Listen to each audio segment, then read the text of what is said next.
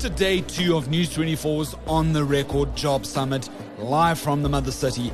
We weigh the severe toll crime and corruption's taken on the state of democratic South Africa and hear from our new National Prosecution's boss, Advocate Andy Mothibi, with News 24's investigations editor, Pieter du Toit. Later in the show, we bring you the very best bits from the panel debate on where to for BBBEE, hear from the hilarious Irish economist, David McWilliams, and end off, like any good episode of The Lead, with some good news. This job summit has actually helped to create jobs. My name's Graeme Raubenheimer, this is The Lead, and this is the South African story.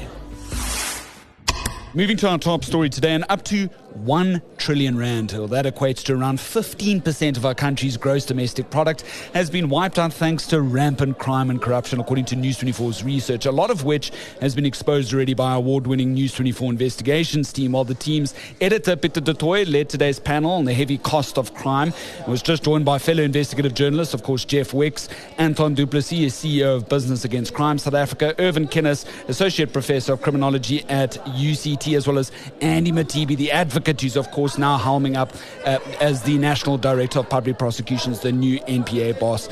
Pieter, thanks so much for your time on The Lead. I really do appreciate it. We're going to go through some of the best bits of your panel as you've just come out of it. And what's been a consistent theme throughout On the Record has been there has to be a complete change-up of the SAPS leadership with the generals. That's a non-negotiable. And it wasn't just your panel. It's throughout the last 48 hours, really. Absolutely. It's pretty clear that the focus of On the Record this year, as you know, is about how to create jobs, 5 million jobs in 10 years. We won't be able to do that unless the criminal justice functions. And that's been a golden thread for me through all of the panels, that we need to fix crime and corruption. If we don't, we will not get investment. Companies won't invest in infrastructure or in capital projects. Foreign investors won't come to the country. We won't be able to get the types of investment and stimulation, economic stimulation that we need. So we absolutely need to fix it. And on this panel today, you know, there were a couple of things stood out for me. One is that almost all of the panelists advised and proposed that there needs to be a radical overhaul of the police, of the way in which the system functions.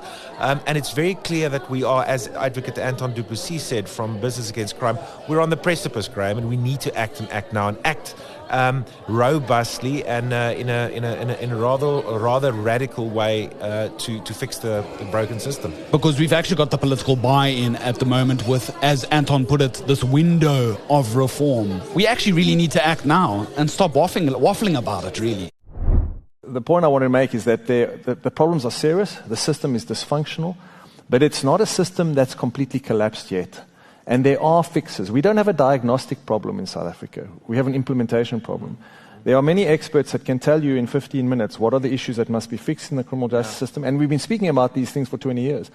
I think we have a window of reform now with what's been announced by the President, with the new leadership that's come in under Andy Mothibi, with the new Minister of Justice. I think we've got a one last shot at it. If we don't reform the criminal justice system and fix the rule of law by 2029, I don't think we'll have a country left to certainly be proud of, but not a country we'd want to live in. The time is against us. The clock is against us. We have to act now.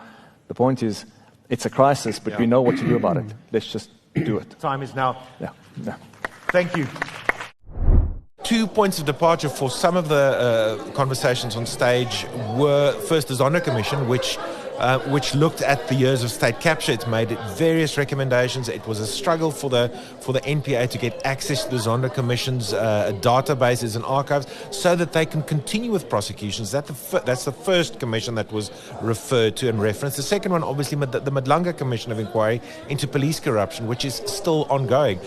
It's revealing, much of it based on our reporting, but it's every day revealing the depth of the rot in the police, Graeme. And if Anton says, we've got a window of opportunity now, the President said it in his speech yesterday On the Record, that we need to be ruthless in the fight against crime and corruption, which means there needs to be response and action to what the Madlanga Commission finds.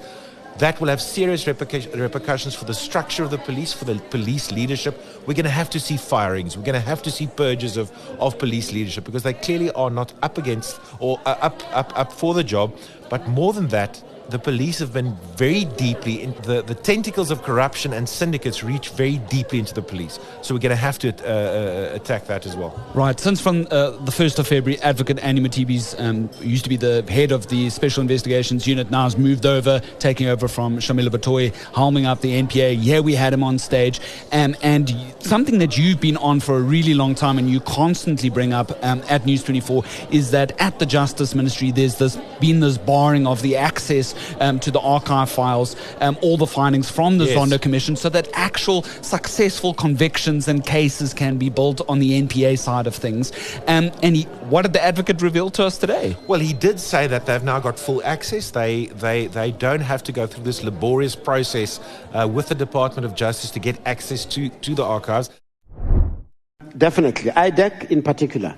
Remember, in the past, there were issues around, how IDEC accesses that evidence, part of Zondo. It's housed at the Department of Justice. All the issues, access issues have been sorted out. IDEC has got access to that database at the moment, including the digital evidence unit that we have. And most of the cases that have been enrolled was as a result of investigations enabled by access to that database. We really look forward to unraveling most of the cases. When I sat down with the director of IDEC, there's a number of cases that will be facing finality, and we look forward to enrolling even more cases. But of importance is to ensure that as we prioritize this integrated approach between NPA, the police, and other agencies is worked on such that we are able to produce the product that we all are looking for, which is successfully prosecuting, firstly enrolling and successfully prosecuting the cases. Thank you very, very much for that, Andy. So it's on the record now that they are not as hampered as they used to be. I would like a little bit more detail, because in the past, the Department of Justice's argument was, look, they have access. They have to be very specific about what they want. Now, that's not how it works. They have to have full access so that they can trawl and excavate from those archives, because if they can't always ask for specific documents because they don't know what's there. So he says they've got access. We're going to follow up on that so that the public knows what full access means. It's a big deal. It needs to be unencumbered. That's the point. They mustn't be forced to work through some other interface process where they have to apply for something. They need to be able to trawl through it and look for stuff and excavate stuff so they can prosecute. But the advocate's also quite, in your panel, also quite revealing in the fact, and every Monday on the lead on News 24, we echo what the front page of News 24 is from the investigations team. It's always revealing in the financial receipts and contracts and papers that are looked through by our journalists, the corruption that lies, whether it's City Power in Johannesburg or whatever the cat's been up to, giving impalas allegedly to our National Deputy Police Commissioner Shadrack Sabir, who was on the panel a couple of years ago, and Jeff pointed it out excellently so. Back to the question is that we need these financial investigators to actually properly probe these things, because the caliber of cop has been eroded in a very general sense over the last couple of years, and the advocate pointed to that being an urgent need or urgent reform that he's going to hope to achieve. Yeah, Graeme, look, the reality is that organised crime in this country is in my view the biggest threat to democracy. Is the rise of organised crime, the way in which they've infiltrated the police, and the way in which they've been able to insulate themselves from accountability. Now, as with all technological advances, criminals are also using technology. So the scale and the complexity of organised crime and financial crime means that you simply cannot use traditional policing methods or traditional methods of forensic investigation. You need to use the latest technology. And that's what's starting to happen. Thanks to the support of the private sector, thanks to the buy-in from government, the National Prosecuting Authority now has access to state-of-the-art, top-of-the-line forensic investigators and technology, which means that, everything's on our phones these days. Our whole lives on our phones. It shows money flows. It shows communication. It shows location. And we've now got, the country and the National Prosecuting Authority now has the ability to mine those devices to be able to secure convictions, which I dare say 5 years ago weren't possible because we didn't have access to that technology. So it's changing. The criminal justice system is starting to utilize technology much better. And where criminals, I think, had the upper hand as far as that's concerned, the tide might just be turning. Let's sort of end here. I thought very illuminating was Kenneth going, the SANDF is just but a band-aid. Yeah. It actually shouldn't be brought in. And that was something that struck with me again, because here we are back at square one with the army having to be called in to assist the police. And then he's also cautioned and warned against, which I also thought very interesting, of us becoming a security state. We also need unity of command. And I want to come back to the Defence Force. Already there's fights between the two. You have to have unity of command between the police and the Defence Force. I'm not seeing that at the moment. And then lastly, if we leave things as it is, we're going to see us return to a security state. Yeah. Crime is a big thing and everybody's throwing up their arms. And if you want the solutions and you leave it to the police to do so, we will return to the old ways of policing in this country. And already the police don't implement court decisions. They refuse to implement some of the court decisions. They appeal every single, and it costs the contingency budget of SAPS 7.2 billion. And that's an indicator of how the police use their budget. That's why their budget must be cut. You know, he was very interesting for me as well. I didn't know him before this panel, and he is from UCT, so he's got very deep knowledge of criminal gangs in Cape Town, what's going on in the Cape Flats, and we all know the levels of violence that is prevalent there. And he's very fearful that one attack on a soldier, one soldier gets shot, and those soldiers who aren't trained in policing functions, they aren't trained in community engagement, that type of thing, it could erupt into something pretty serious. And given the density on the Cape Flats, Irvin is very fearful that we might see unnecessary deaths. So let's hope it doesn't happen. It's not ideal to deploy the Defence Force in a policing function. No. There seems to be, and Irvin said it on stage, there's significant points of difference between how the police want to do things and what the idea of what the Defence Force's idea is. So it does seem to be on a knife point. Let's end. This is my final question. Go for it, Graeme. We're here. The NPA is like the National Commissioner position, almost this poison chalice in the South African democratic context, right? We keep coming back to these conversations all the time, and you've seen it a lot more than I have. Advocate Mothibi finishes up with your panel and he goes, look, I promise prosecutions are going to follow. We've heard this before, hey? We have, and look, and I want to be hopeful. Look, Graeme, I've been taking some flack over the last couple of months because I do believe that Pieter du Toit, his predecessor, has been given a little bit of a bad rap.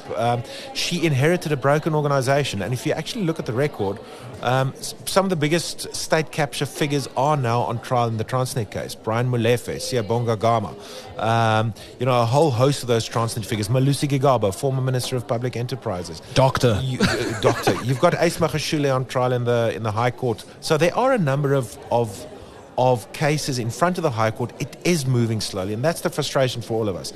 I don't think it's through a lack of trying. I think the NPA was an organisation that was so deeply scarred and damaged after the years of state capture that they had to pretty much build a plane while flying it. And there might just be, for Andy Mothibi now, a basis from which to really move forward and really launch into some significant prosecutions. It's happening. It's not as dire as people think, but I agree. We need to see people in orange overalls. I mean, Vincent Smith, the former ANC MP, who's now gone to jail 2 weeks ago. There was a big agreement. It was a big deal. It took 8 years, and it wasn't the most complicated case, and that's the frustration, because there are many more complicated cases, financial crimes, financial corruption crimes, which are infinitely more complicated than Vincent Smith's, and that took 8 years. So there are justified frustrations and fears that it's moving too slowly. So let's hope that Andy Mothibi, as he's now on the record at News 24's event, let's keep his feet to the fire, and we'll get him back next year and see what the progress is. Yeah, absolutely. That's Pieter du Toit, our News 24 investigations editor. If you missed the panel at this year's On the Record Summit here at the Cape Town International Convention Centre, well, you've just got the best bits right here on the lead on News 24. Dankie Pieter, ek waardeer dit. Lekker dag verder. Thanks, Graeme. Moving to this now, and as Deputy President Paul Mashatile hinted in the National Assembly at reviewing aspects of BBBEE, our resident political analyst Mpumelelo Mkabela gave his opinion on what should happen next with this contentious policy. Now, on one hand, there is of course general consensus that BBBEE has helped transform the face of South Africa's economy to better reflect the black African majority. But there is just as much buy-in at the same time that the policy has largely benefited a political elite prone to throes of corruption, whilst the poor have been largely left out of the equation.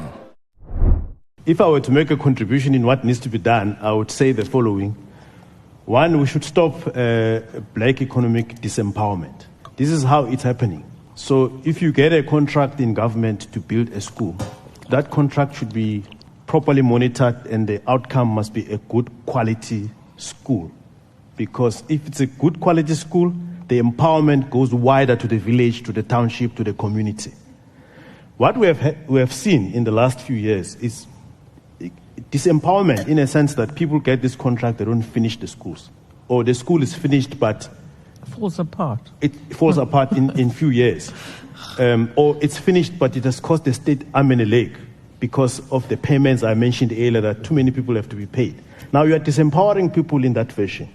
Or a municipality gives a tender to an incompetent company, or a competent company but is forced to pay all of these things and is not able to fulfill its task. So we must get rid of that type of thing. And the one way to get rid of it is to make sure that political connections are criminalized. Political connections and bureaucratic connections. I'm going to push back on that. How do you criminalize political connections? How do you do that? Yes, that's a good question. What it means basically is that we need legislation to govern lobbying in South Africa. Yeah, we don't have legislation to govern lobbying. Okay. Meanwhile, prominent businessman Saki Matozama says ultimately South Africa is suffering from a perpetual governance crisis. We're spending too much time on BEE in these kinds of discussions, as if we went to bed tonight and woke up in the morning and there was no BEE, that all the problems of this country will be solved. There's that perspective. There's another perspective that says, because we have BEE, all the poverty and everything must be solved by definition, by that, by this particular program. It's all ridiculous. It's not like that. I believe that what has gone wrong in this society is a collapse of governance. You can get Patrice Motsepe to get Malcolm X to be president of the Republic. As long as our governance system is where it is, weak and ineffectual. We are not going to be able to do to change this country in the drastic manner that Anne is talking about. For instance, when Cyril in 2019 became president of the Republic, there was hope. Ramaphoria, as it was called. The fact of the matter is, though, is that in as much as Cyril will come across articulate and sincere in everything that he does, he still has to go to Luthuli House. Anne Bernstein, who's the head of the Centre for Development and Enterprise, gave the final word here. 2 points. The one is we have to recreate our policing and prosecuting systems so that 10 of the biggest crooks in the country actually are prosecuted and go to jail. That would be an enormous signal. To get very specific, I realized the other day that when the President, now the Deputy President, and the Minister of DTIC talk of a review of BEE, I was interpreting it one way. I think they interpret it a completely different way.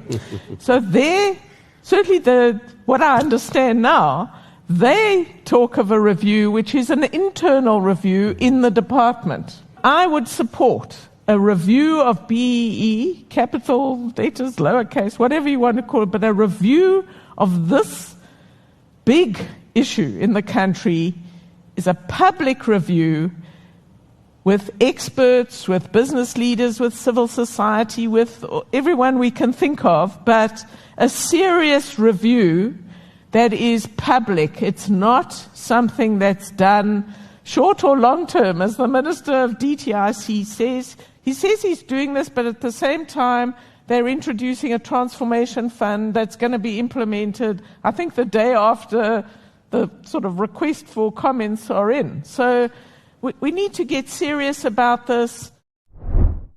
That's a hard conversation. Got anything else to add? Drop us a comment below. He's too entertaining to ignore. Irish economist and part-time comedian David McWilliams has charted out a possible route for South Africa. Follow Ireland's example and lower corporate taxes to lure more foreign investors here in future. Well, here's a quick clip from day 2. The essential alchemy of the economy, which is the type of people who make the economy dance, who make the economy sing, who do the things that creates the buzz, that creates the vibe, that creates what economists call innovation, that creates the companies that will generate the jobs, because nobody ever woke up and says, I think I'll generate a job today. If you hear a politician talking about job creation, run a mile. Right? I've been working for myself for 25 years. I've never got up and said, Jesus, you know what I do? I'm going to employ 10 fellas today. That's not how it works. You create a product in a competitive market. You hope it sells. If it sells, your revenue tells you expand your workforce. That's the way it works. Politicians have it back to front. You don't expand your workforce, then hope to have a product, then hope to sell it, and hope to Christ you make a few quid. That's called bankruptcy. Okay? You know, and we know that capitalism without bankruptcy is like Catholicism without hell. Okay. Right? We can form a self-help group later on. It's the beauty of a thing called confession. Ending off with this now, some fantastic news from day 2 of News24's On the Record Job Summit. Now, right at the start of our event, we played Luke Daniels, our multimedia colleague's documentary, Finding Hope, the Struggle for Employment in South Africa. In it, unemployed volunteer Zayda Juries from Lavender Hill in Cape Town shared her story of struggle in gaining work to provide for her growing family. Here's a clip from that docu. It's so disappointing every time you get an email and you see it as that little important sign on, and you're going to click on it because you know it's something that you applied for. Unsuccessful. Unfortunately, we regret. I have 3 children. The twins need to go to creche. They need to be fed. And we didn't receive any grant from the state at the time, the SASSA grant. If I have to think back, I can't even really tell you how we made it through. It's probably just God. While everyone here at News24 is super stoked today to reveal that the On the Record Summit has led to a unique opportunity, not only for Zayda, but her husband Keegan as well. Here's that interview. Just remind our News24 audience, our lead listeners, your background and just the sheer desperation of actually just wanting to work and to contribute to the economy and actually put a little bit of food on the table. Tell us your story. Okay, my background. I'm from Lavendale. I matriculated in 2015. I studied public management till 2018. I got my N6 in public management and never got an internship to be able to get my diploma. I have been trying to find an internship on my own as well because the college does place you, but if you don't get right there, then you can look on your own. So yeah, I'm still looking. And then, well, now at my current state, I'm married with 3 kids, unemployed, along with my husband. And yeah, it's like the struggle is real, trying to put food on the table. I was employed. I got a job offer and a government post, which when I accepted the job and everything and passed the interview, I left my previous job just to find out that it was a scam. Sure. Yeah. And because of this now, I've been left without work. That happened in March, just end of March. So it's like about a year now that I would have been unemployed. But I have done an internship in between, which is what led me actually to doing the documentary, because it was the Action Volunteers that works hand in hand with the YES program. And that is how my story came about on the News 24 documentary. Right. And how long was that scuttle to try and find a job? How long has that been? Before I got the internship in August. Remember, I've been without work since March, and only in August I got that internship. Which, when I was job hunting, I was in this mindset of this is how much I earned, because I earned quite well at my previous workplace, and the government post came with a lot of benefits, so that's why I thought like it's a no-brainer, and this is what I studied. I could get my diploma from here. And yeah, with the struggle also, it put us in a space where the little money that we get, we would like make sure that the necessities are sorted out. So things for the kids, for their creche, food. And once everything is sorted out and we can take that breather, we forgot to buy electricity. Yeah. So now and we electricity can't make is the food. flipping expensive. Exactly. And that's when my husband actually said, you can't a person get electricity in advance somewhere or something. And that is actually how the idea was born, which is a company that we've started and a project that we're busy working on, which is called What Wallet. And that is where we want to actually build an app that will allow users to purchase electricity but then get rewards once they pay back. Okay. Yeah. So when you did the News 24 documentary, you weren't expecting really anything, were you? I wasn't really expecting anything. At the time when News 24 approached, or actually when Ava approached me, because they asked me if I would like to do the segment and like kind of involved with the company and all that. They were the ones who actually pushed me. So big ups to Ava. Very, very grateful. So they told me this is going to be a good opportunity for you because they knew about the business that my husband and I was wanting to start, and they believed in our idea. And I thought to myself, if other people are believing in us, why are we so scam? Scam. Oh wow, why are we doubting ourselves so much? We're yeah. explaining this idea to people, and they're like, but that's a good idea and it would help, which means other people are having the same struggle. And we think, and I mean, you know how embarrassing it is, no? You wake up early in the morning, I swear to you, I won't lie to you, this morning and yesterday morning, you can ask him in front of me or behind me. We woke up, the electricity was out. We don't have money. Who are we going to go ask at 4 o'clock, 5 o'clock in the morning for the 20 rand to buy electricity? When so many of us are struggling without the 20 rand in our back pockets. So I want to introduce to our lead listeners a gentleman by the name of Cole Davids. And he came up to the lead desk here at the On The Record Summit on day one. And he basically gave me his number and said, look, I'm actually going to be assisting Zayda and her husband.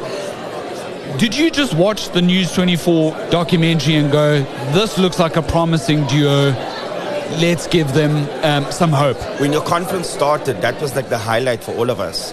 When we saw her face come on and it was a few other people speaking, we knew like, wow, it was like a wow moment. And it really inspired us because you could hear in her voice that I really want to work. I really want to do something for my family, and I've had a lot of disappointments. So that touched me immediately. I didn't know that she was here though. So I went to David to ask, where is that lady that was on the screen? And then when I walked into her on the floor and I saw, I think she was talking to a colleague of mine, and I said, are you that lady with the eyes on the screen and whatever? And immediately tapped into my office and I said, listen, we must, not we will, we have to find a way to help her. And Cole Davids is with the Pillar 5 group. What do you guys do? So we basically on university, on CPUT. So we've built... Yeah, I'm from the Bellville campus, baby. Right, born and bred. There we go. Like there we go. Bellville Cape Tech. There we go. So we basically build an innovation incubation hub where we help unemployed youth and also third years, and we prepare them as consultants to help entrepreneurs in the informal sector. So we teach them, give them the skills. We've got a lot of partners that help us with training, and they become consultants in a variety of areas, business developers, admin, AI. Like I promise you, in about 3 or 6 months, you will be shocked how much training she's gotten. And then eventually what happens is they have an option of employability or entrepreneurship. So if you have a skill, gift, or an idea, we can help you from there. Wow. So what are you announcing and telling the News 24 cast of thousands and the lead listeners today? You've essentially offered Zayda and her husband Keegan an opportunity. Correct. And I love what you're saying. We've offered them an opportunity to come work for us, and it's already done and dusted. They sent their documents yesterday. I was walking behind them yesterday. Send your documents. Because I told my office, 2 of my ladies are here, and I said, listen, we need to push this quickly, right? We'll do all the other smaller nitty-gritties. I need them in the system before close of business. So we've offered them a position to work for us at the Innovation Center, starting on next week. Next week they're coming for orientation and induction. And there's a little extra surprise. I heard right now she's looking for an internship. I didn't know that as well. She could do that in the same time and get that qualification as well. Amazing. And we could help them build their business as well, because we have a few partners Amazing. as well. So while she's working for us, we can say, while you're working in the space, because it's an incubation hub, let's also look at your business as well. So that's happening. It's done. It's dusted. I'm super excited. We're no longer on 5 million. We've got 2 down. Fantastic. Zayda, your response when Cole came up to you, and that's an opportunity that perhaps you would not have foreseen. When Cole approached me, my husband wasn't with me. But by the time he did come back to me, I was just like, look at God. I'm a small town girl from Lavendale. And like I said, we doubt ourselves. Everybody in here looks like they have made it in life. So it's like, what am I compared to these people? And I prayed before we got here yesterday. I said, God, you know, we're not so proud, man. So bad. Like, if we can't find the words to say, let somebody come to us. So thank you, Cole. Cole, thank you very much. God willing, if what wallet works out, we're going to keep on minusing from that 5 million. Cole, I just want to give you the final word. I think what is exciting about what's going to happen now with the kind of people that I've met here, the kind of partnerships I'm about to foster, she's going to be in a position to now help someone else find an opportunity. She doesn't even know this, but I'm also going to let her look for 10 entrepreneurs in Lavender Hill. Wow. She can help. So I'm going to train her to help entrepreneurs in her own community, which will create more jobs. So I think we should all get to that space where if each one reach one, and once you get there, pull someone else up, you know. And also in my company, it's let's not celebrate for too long. We've got a lot of numbers to go, but now she's in the system. Who else can you help? And you don't have to be perfect or look the part. Just have that hope and know that with a little bit I can do, I could impact the life. And that's what we wanted to do for you. Fantastic. And just to note that I'm going to check in with you guys a year from today. That is my promise. I'm putting out my hand. I'm shaking hands here. Zayda, Keegan, shaking hands. A year from today, the lead on News 24 will check in with you guys to see how you're doing. You're welcome to come back to the show, tell your story again, see how far you came. Maybe it doesn't work out. Maybe it does work out. Maybe it's a huge success. We don't know where life will take us. But the fact is something beautiful was born today. A seed has been planted. And I wish you guys nothing but the best. Cole, thanks so much for opening your heart. And Zayda and Keegan, well done for opening yourselves up. It takes a lot of resilience and courage to do that, to tell your story and put yourself out there. People are so afraid of doing that these days. But I think we as South Africans, we're very resilient. We try to survive as best as possible. And thank you so much for bringing that spirit to the On The Record Summit here at News 24. Thanks for having us. Thanks, Cole. Maybe let me just say thank you to News 24 for this. I think the president said it yesterday as well. Amazing event, amazing initiative, and I think we need more platforms like this. Thank you. Well, that's that. The summit has not only expanded and moved the debate on joblessness and what needs to be done about it in South Africa today, but it's actually led to work opportunities for 2 beautiful South Africans. And that, everyone, is what you call a mic drop moment. My name's Graeme Raubenheimer. This is The Lead, and this is the South African Story.